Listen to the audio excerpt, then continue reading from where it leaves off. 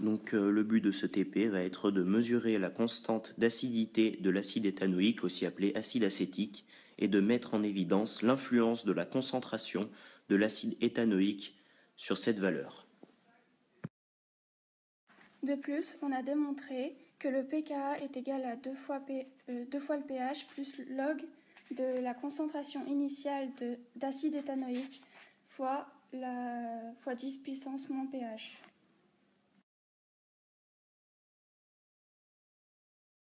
Donc tout d'abord, on ne doit jamais prélever la solution directement dans son récipient, mais dans un bécher de prélèvement.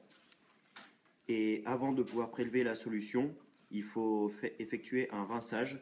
Donc on prélève un peu de solution, comme ça. Et là, on aspire de l'air.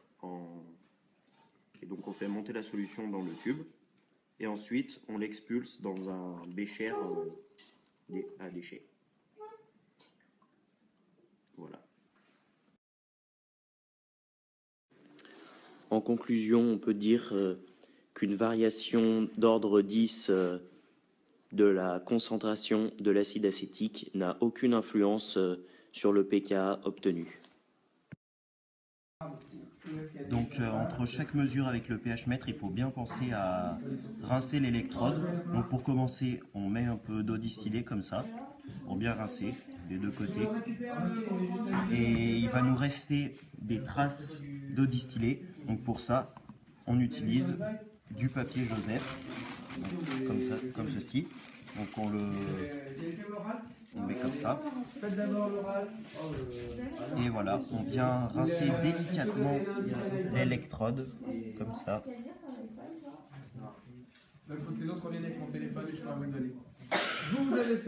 Et voilà, et là on peut réutiliser l'électrode. Pour calculer l'incertitude de répétabilité, donc déjà il faut calculer l'écart type. Donc sur la calculatrice, on va mettre toutes les valeurs qu'on a eues, donc sur une liste comme ça. Après, faut aller dans Calc et après faire un var, donc F1.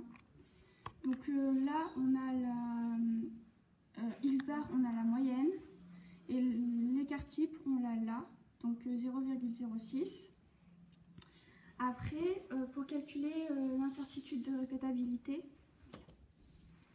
il faut faire cette formule.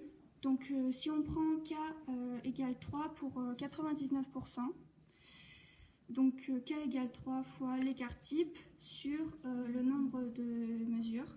Donc là, on en a 10. La racine du nombre de mesures. La racine du nombre de mesures.